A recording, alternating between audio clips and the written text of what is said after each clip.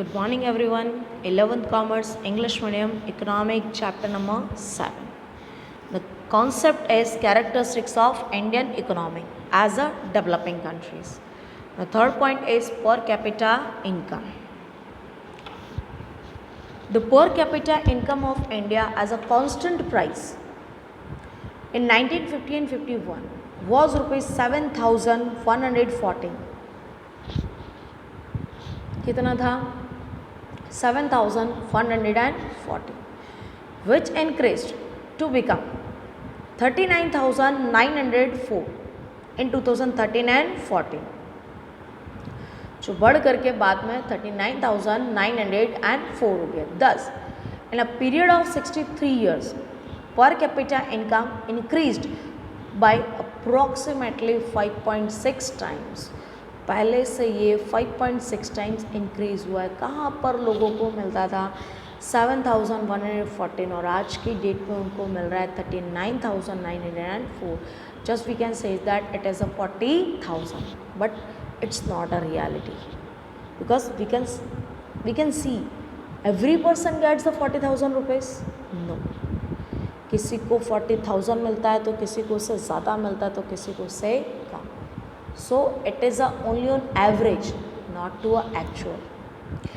Between the period from 1950 and 51 to 1990 and 91, it increased by about 1.6%, while after 1991, it increased by 5.5%.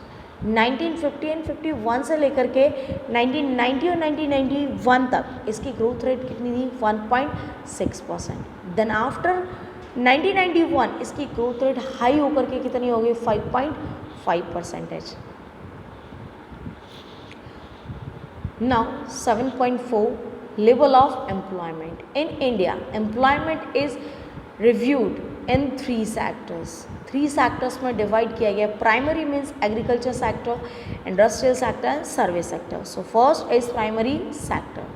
The sector includes agriculture and allied activities, dairy farming and animals husbandry.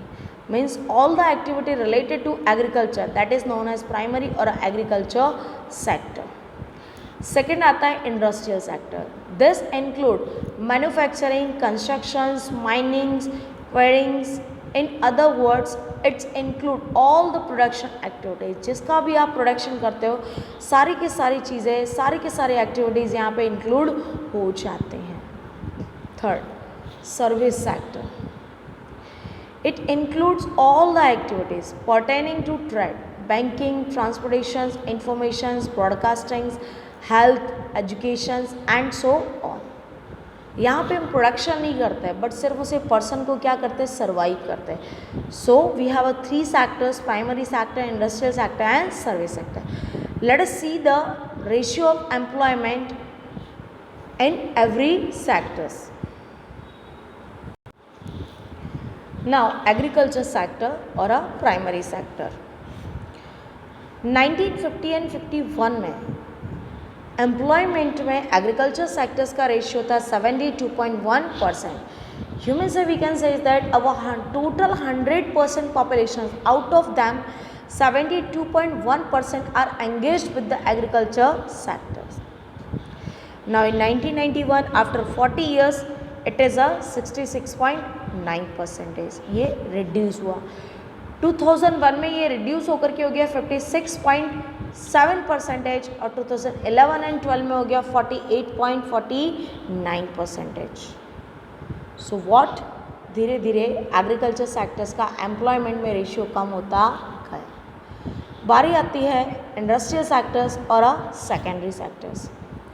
In the years of 1951 the contribution in the employment is 10.6%. जो 1991 में हो गया 12.7%. It is a increase. In 2001 it is becoming as a 18.1% and in 2011 and 12 it was 24.2%. Territory और service sectors. 1951 में service sector में employment का ratio था 17.3%. 1991 में ये बढ़ करके हो गया 20.4%. इन 2011 it's becoming as a 25.2%, and 2011 and 12 it becoming as a 26.9%.